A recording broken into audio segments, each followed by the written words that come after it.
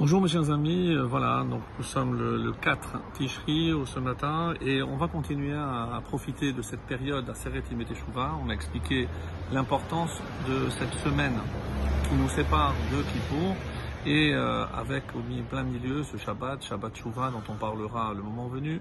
Et maintenant quelques règles concernant donc cette période pour mieux profiter donc des séjours qui nous ont été octroyés par Akadosh Baruch Hu.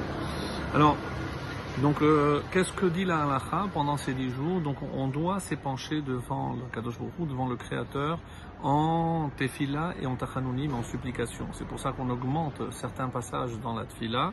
Et on va voir par exemple que dans la tefila, on remplace une bracha Hakel Hakadosh par Hamel Hakadosh. Alors je ne vais pas entrer dans les détails si on a oublié, c'est ce qu'il faut recommencer, etc. Vous pouvez voir, mais simplement sur l'idée, alors que normalement, logiquement, Hakel, le Dieu qui est saint, est beaucoup plus élevé que le roi, puisque le roi c'est par rapport à ses sujets, alors que le roi, le Akadosh Baruch Hu, le Dieu, donc la puissance, elle, c'est comme Elohim, c'est la puissance suprême, n'a pas besoin d'un sujet pour reconnaître.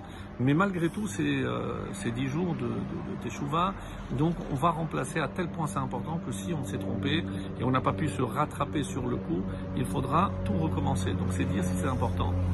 Les Géonim ont fixé donc en général 4 intercalations dans la Hamida essentiellement.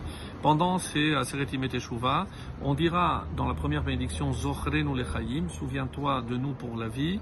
Mi chamocha avarachman, qui comme toi un père miséricordieux, ça c'est à la fin de la seconde. Urtov lechayim tovim, après modim, donc à la fin. Et ou Sefer Chaim Beracha Veshalom est dans le livre de la bracha, de la paix et de la vie. Donc, il y a donc 4 intercalations.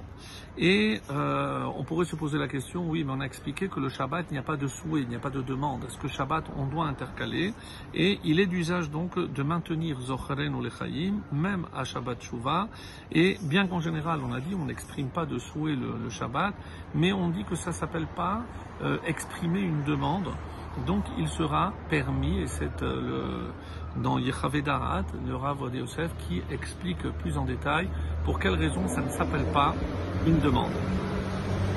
Et on dira ensuite Avinu Malkenu, donc à la fin de la Hamida, à Mincha bien sûr, et à Shachrit, pas Arvit, donc avec toutes les demandes que l'on voit dans le Sidour. Alors, par ailleurs, donc, ça c'est par rapport à la partie, on va dire, technique.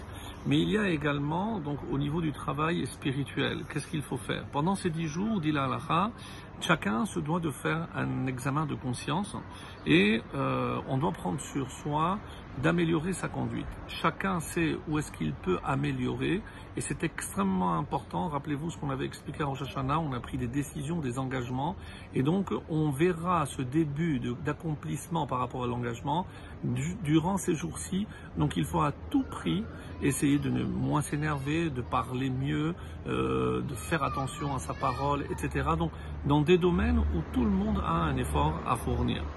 Donc, sans parler évidemment de s'abstenir de faire de mauvaises actions. On s'efforcera également d'accomplir le plus possible de mitzvot, par exemple de la tzedaka. Et donc on ne doit pas attendre la veille par exemple de Kippour pour faire les kaparot. On peut dès à présent faire la kaparot et donner à des institutions ou à des nécessiteux. D'effectuer de bonnes actions, car pendant ces jours-là, Akadosh Baruch Hu tient entre ses mains, on dit, les balances de la justice. Et donc plus on fera pencher d'un côté, mieux évidemment ce sera pour nous. Et il ne faut pas penser non plus que la Teshuvah, le repentir, ne doit viser que les fautes qui se sont traduites par des actions, des mauvaises actions bien sûr, mais, comme par exemple le Shabbat, la débauche sexuelle et autres. Mais il faut aussi se repentir des fautes que l'on vient d'évoquer. Il faudra de même faire un examen de conscience concernant sa conduite, son caractère, son attitude générale et voir comment s'améliorer dans ce domaine.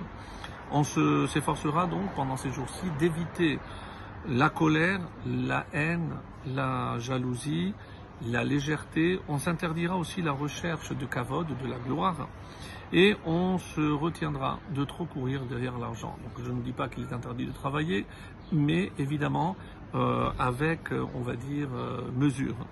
On se retiendra de trop courir, on a dit, ou alors auprès de mets les plus raffinés. En effet, il est plus difficile de réparer sa conduite dans ce genre de faute parce qu'on ne voit pas véritablement le problème que dans une action mauvaise qu'on a réalisée.